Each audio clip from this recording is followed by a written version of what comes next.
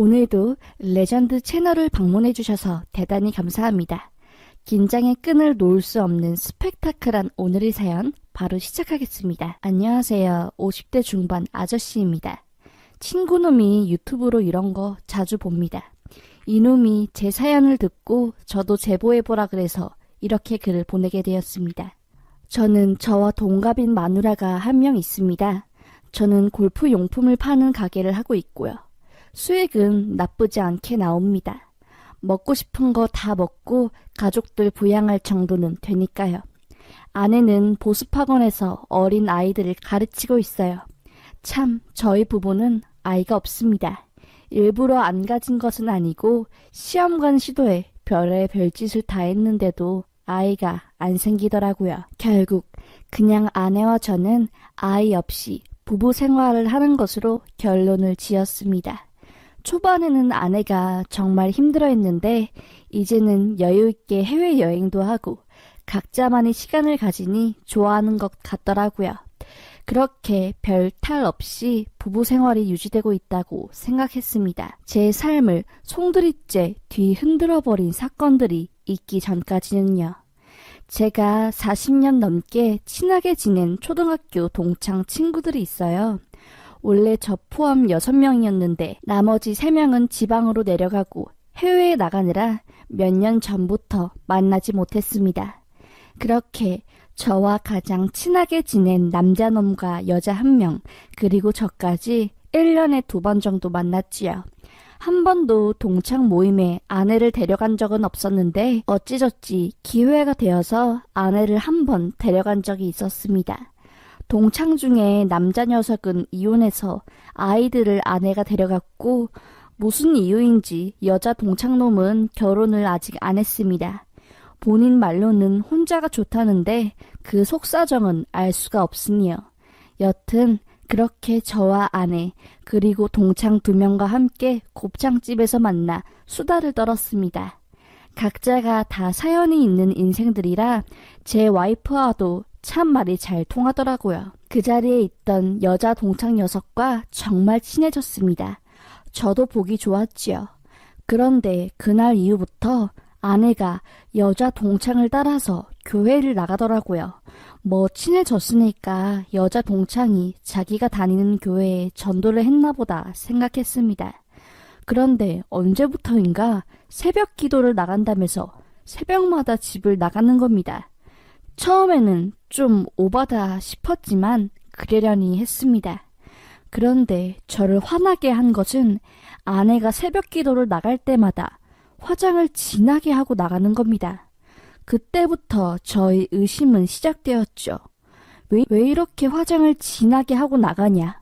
무슨 교회에 가는데 그렇게 꽃단장을 하고 나가냐? 라고 해도 아내는 무슨 상관이냐면서 내 맘이라고 하며 말을 피하더라고요. 저는 아내에게 남자가 생겼다는 것을 확신했습니다.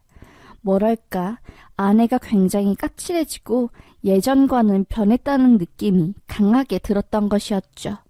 그래서 나를 잡고 새벽 기도를 간다는 아내를 뒤쫓아갔습니다. 그런데 정말로 아내는 교회 앞에서 여자 동창을 만나서 함께 새벽 기도를 하러 들어가더라고요. 순간 죄책감이 들었습니다. 진짜 순수한 마음으로 새벽 기도를 가는 아내를 내가 괜히 의심한 건가 싶었지요.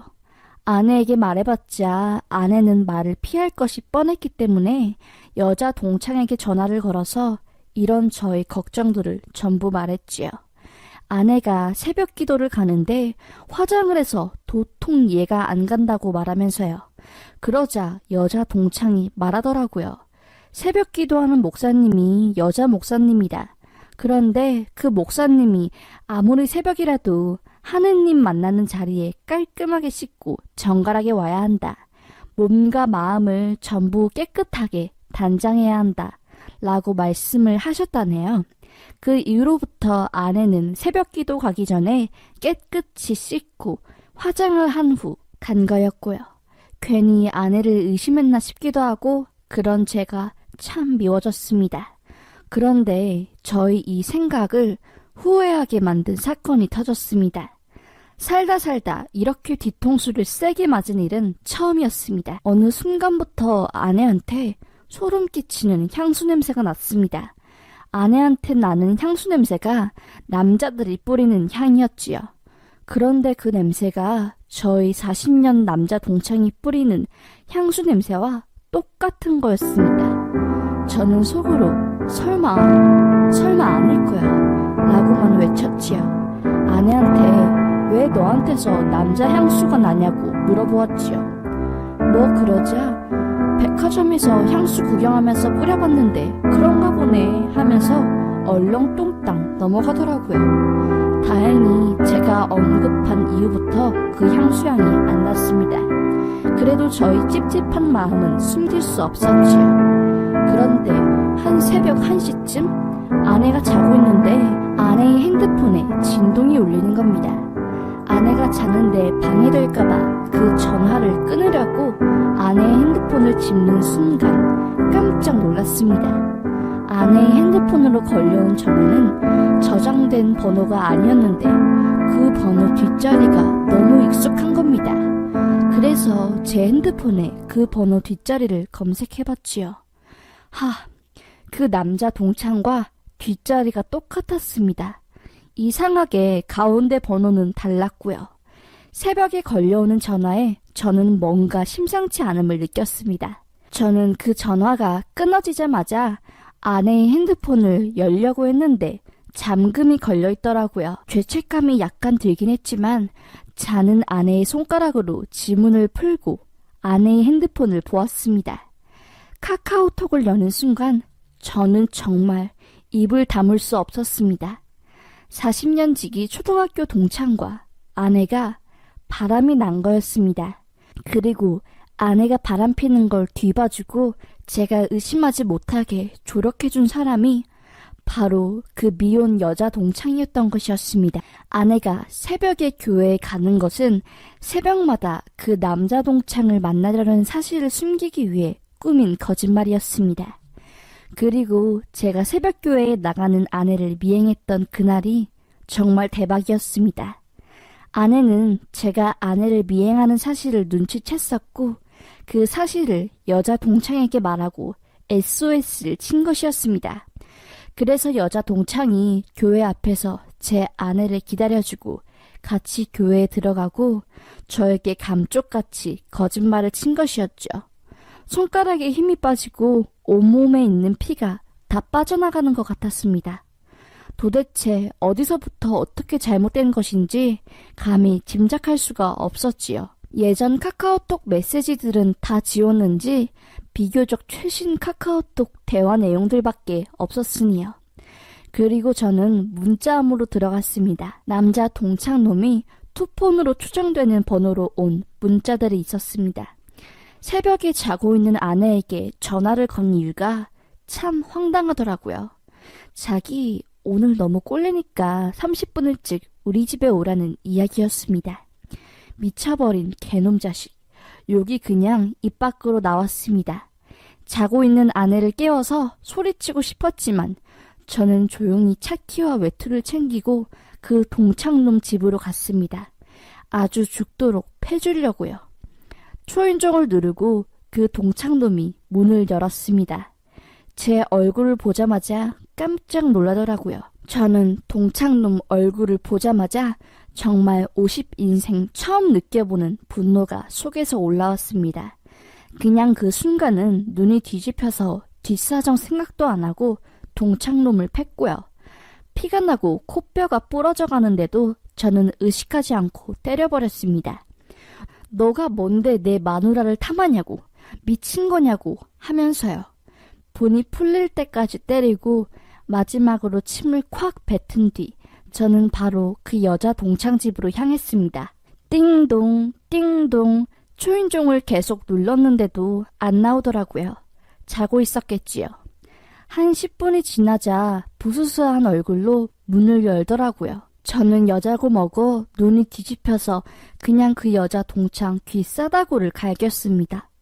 여자 동창은 갑자기 뭐하는 짓이냐고 경찰에 신고할 거라고 했지요. 저는 말했습니다. 너가 어떻게 나를 배신할 수 있니?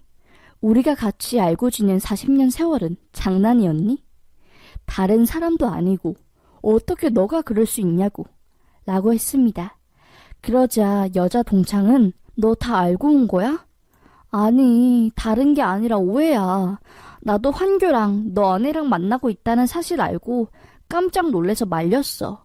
그런데 조금만 시간을 주면 마음 정리한다고 하길래 알겠다고 하고 나도 기다린 거지.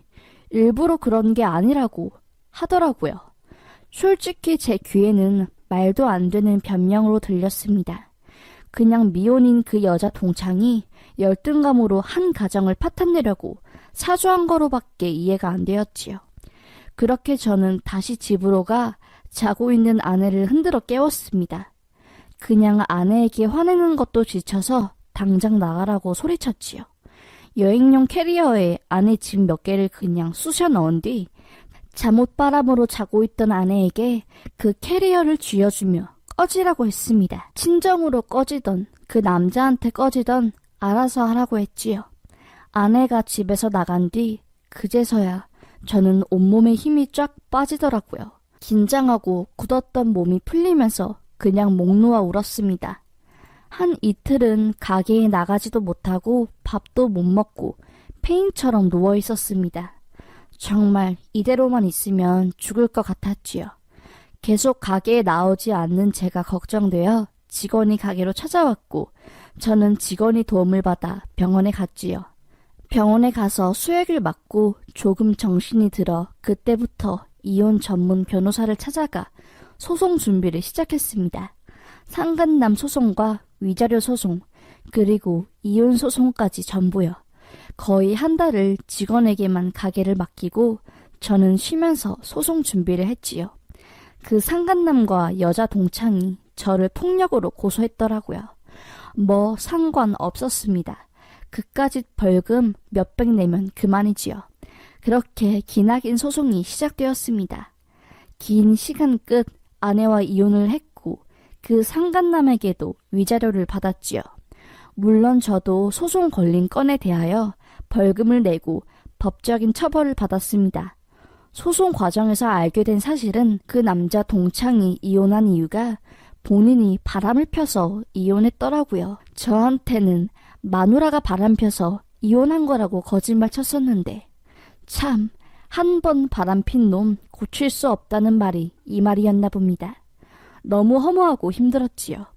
지금 글을 쓰는 순간도 참 힘들고 그때 당한 배신감이 아직도 꿈에 나올 정도로 견디기 힘듭니다.